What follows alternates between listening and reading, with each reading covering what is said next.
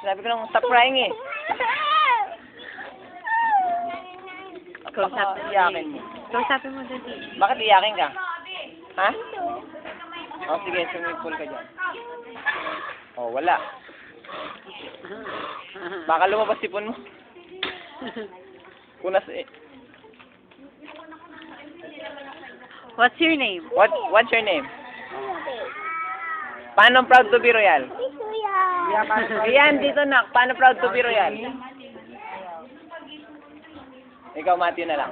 Paano proud to be royal? Hanap? Ano, hindi marunong mag-decipher. Bugas ka muna ng hand.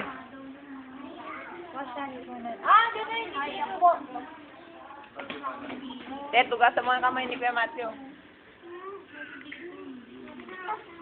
Wala na nga yan eh. Bus na.